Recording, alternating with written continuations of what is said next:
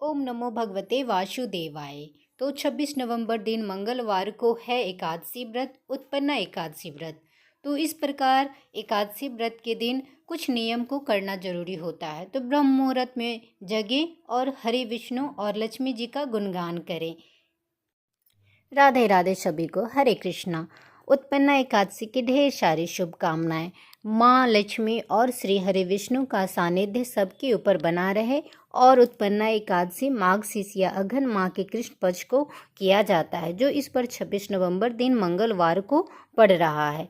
पौराणिक कथा के अनुसार यह बातें प्रचलित है कि उत्पन्ना एकादशी के दिन ही माँ एकादशी का, देवी एकादशी का प्राकट्य हुआ था। तो इस दिन से एकादशी व्रत करना बहुत ही शुभ माना जाता है। तो जो भी एकादशी व्रत करना चाहते हैं इस दिन से शुरू कर सकते हैं। तो चलिए पौराणिक कथा के अनुसार उत्पन्ना एकादशी की कथा का श्रवण करते हैं। और कहा जाता है कि एकादशी के दिन कथा सुनना और पढ़ना दोनों ही बहुत महत्वपूर्ण है। तो जरूर सुने या पढ़ें। इस प्रकार पौराणिक कथा यह कहती है कि सतयुग में एक मूढ़ नामक दैत्य था, जो बड़ा ही बलवान, बड़ा ही प्रचंड, बड़ा ही दुष्ट किस्म का था। वह अपना आधिपत्य स्वर्ग पर कर लिया था। इंद्र को, सूर्य को, सभी देवताओं को अपने वश में कर लिया था। और स्वर्ग में हाहाकार मच गया था उसकी दुष्टता के कारण। तो इस प्रकार सभी देवी देवता बहुत परेशान थे। और एक बार सभी लोगों ने अपने आपस में मंत्रणा की कि इस समस्या को लेकर शिव जी के पास चलते हैं। तो सभी देवी देवता शिव जी के पास गए और उन्होंने अपना दुखड़ा व्यथा शिव जी को सुनाई। सभी देवी देवता परेशान थे और कह रहे थे कि मूढ़ नामक दैत्य ने हमारा सारा स्वर्ग छीन लिया है और अपने वश में कर लिया है, और हम लोगों को बहुत ही परेशान कर रहा है, बहुत ही संकट में डाल दिया है, कितनों को मार गिरा दिया है।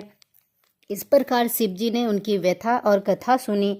तो शिव जी ने कहा कि जो जगत के पालनहार हैं, विष्णु जी हैं, जो हरि जी हैं, उनके पास आप लोग जाइए, वही इस समस्या का समाधान करेंगे। इस प्रकार सभी देवी देवता अपने व्यथा को सुनाने लगे और श्री हरि विष्णु जी के पास गए और व्यथा को सुनाया। और उन्होंने कहा कि इंद्र, सूर्य, अरुण सभी देवी देवता को अपने वश में कर लिया है, अपने वश में कर लिया है। वो स्वर्ग का सारा अधिपत्य अपने वश में कर लिया है, जिस वजह से हम लोग सभी देवी देवता परेशान हैं।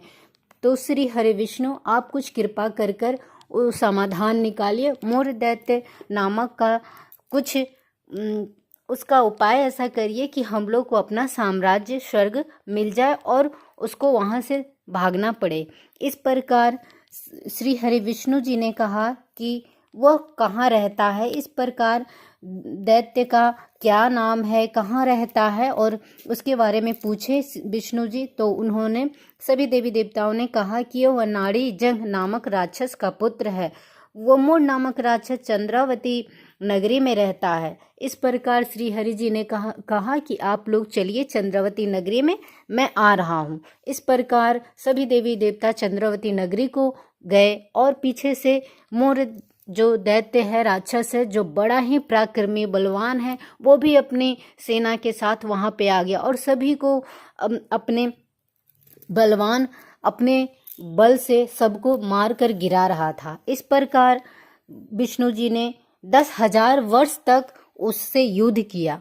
युद्ध करने के बाद जब विष्णु जी थक गए, तब वह बद्रिकाश्रम, एक सुंदर सा हेमवती नामक सुंदर सा बद्रिक आश्रम का, उसमें चले गए। इस प्रकार वो वहाँ निद्रा में थे। और जो वो गुफा थी वो 12 योजन लंबी थी और एक ही रास्ता था उसमें। इस प्रकार वो सभी देवी देवता परेशान थे और युद्ध करते करते श्री हरि थक गए थे, तो वो योग निद्रा में चले गए। इस प्रकार वहाँ उन्होंने बहुत गहरी निद्रा में आराम कर रहे थे। इस प्रकार अचानक से वहाँ वो मूढ़ नामक दैत्य भी आ गया पीछे पीछे चलता हुआ। तो विष्णु जी के शरीर से एक तेज सा निकला और बहुत ही तेजवान, बहुत ही सुंदर, बहुत सी सुशील एक नारी उत्पन्न हुई। जो नारी उस मूर्य दैत्य नामक के साथ युद्ध किया और उसको मार गिराया। जिस राक्षस को मार गिराना विष्णु जी के लिए भी नामुमकिन सा हो गया था, वो उस नारी ने ऐसा कर दिखाया। इसलिए सभी देवी देवता खुश हो गए और विष्णु जी ने कहा कि आज के दिन आपका प्राकट्य हुआ है, जन्म हुआ है, इसलिए आपका नाम उत्पन्ना रखा जाएगा और आज के दिन से उत्पन्ना एकादशी मनाया जाएगा, जिसका महत्व बहुत अधिक है। जो इस एकादशी के व्रत को रखेंगे उनके सारे पापों को, सभी पापों और कष्टों को दूर हो किया जाएगा और लक्ष्मी जी और विष्णु जी की कृपा भी प्राप्त होगी। इस प्रकार उत्पन्ना एकादशी का महात्म्य बहुत अधिक है और आज के दिन ही एकादशी, उत्पन्ना एकादशी के दिन से ही एकादशी का आरंभ हुआ। यह व्रत बहुत महाव्रतों में शामिल है। इस प्रकार आज के दिन से, उत्पन्ना एकादशी के दिन से एकादशी व्रत करना बहुत ही शुभ माना जाता है और एकादशी व्रतों में महाव्रत में आता है। इस प्रकार सभी दुखों, पापों, कष्टों को मिटाने वाला यह व्रत है। तो इस प्रकार सभी कथा को सुने और पढ़ें और विधि विधान से श्री हरि विष्णु का और एकादशी माता का और माँ लक्ष्मी का गुणगान करें। और एकादशी के दिन कुछ नियम होते हैं जिसको जरूर करना चाहिए, जैसे चावल ना खाएं, प्याज लहसुन भी ना खाएं और तुलसी पत्र ना तोड़ें। कोशिश किया जाए कि इस दिन चावल का दान भी, कोई अगर द्वार पे मांगने आया है तो चावल का दान भी नहीं करना चाहिए। उसके अगले दिन आप कर सकते हैं जिस दिन एकादशी का पारण किया जाता है। इस प्रकार उत्पन्ना एकादशी का महात्म्य सुनाया गया है।